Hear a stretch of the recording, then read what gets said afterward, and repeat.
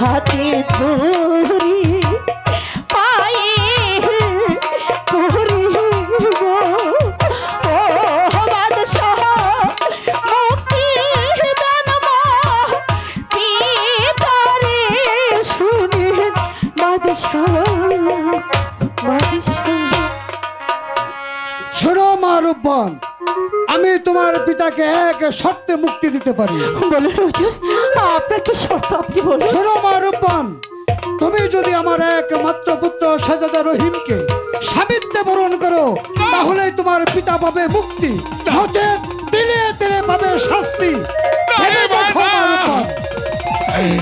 তুই প্রস্তাবে রাতে আসছি, তুই আমার ভেবে দেখো মা রূপবান, তুমি কি তোমার পিতার মুক্তি চাও? তুমি যদি আমার একমাত্র সন্তান শাহজাদা রহিমকে স্বামীত্বে বরণ করো তাহলে এই মুহূর্তেই আমি তোমার পিতাকে মুক্ত করে দেবো।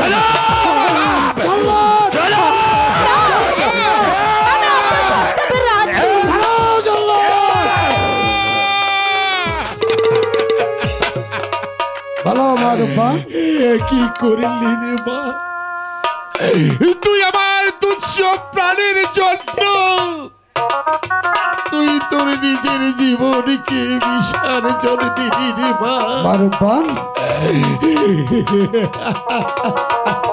জল্লাদ জনাব, দাঁড়িয়ে কি দেখছো?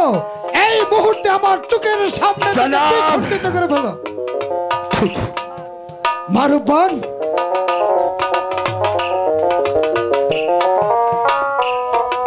জনাব অশেষ ধন্যবাদ।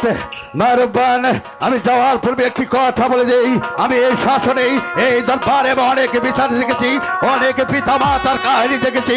আজ তুমি আমার সামনে যেহেতু করলে নিজের দুর্বলকে কুরবানি দিয়ে তোমার পিতাকে তুমি বাঁচাই নিলে, তাই আমি বলে যাই বাংলার মাটিতে যদি তোমার মতো মেয়ে জানি বাংলার মাটিতে জন্মগ্রহণ করে আসি, আমার দা হবে সে। ওজির আজম অতীতের দুঃখ বাদ বিষণ্ণ সবকিছু ভুলে গিয়ে মা রূপবান যখন শাহজাদা রহিমকে স্বামীত্বে বরণ করতে স্বীকার করেছে তাহলে চোখের জল ফেলে কেন? আসুন ওজির আজম, আজই এই রাজপ্রাসাদে অতি ধুমধামের মধ্যেই মা রূপবানকে আমি বধূ রূপে বরণ করে নিতে চাই। মা রূপবান, তুমি তোমার পিতা মাতার কাছ থেকে বিদায় নিয়ে চলে এসো, আমি বিয়ের আয়োজন করছি। ওরে মা, ওরে মা, তুই কি করলি রে মা? তুই কি করলি? আব্বা হুজুর, তুমি কাঁদছো কেন? ওরে মা, আমি তো কাঁদছি না, আমার খুব আনন্দ, আমার বিয়ে হবে, আনন্দ আমার খুব আনন্দ।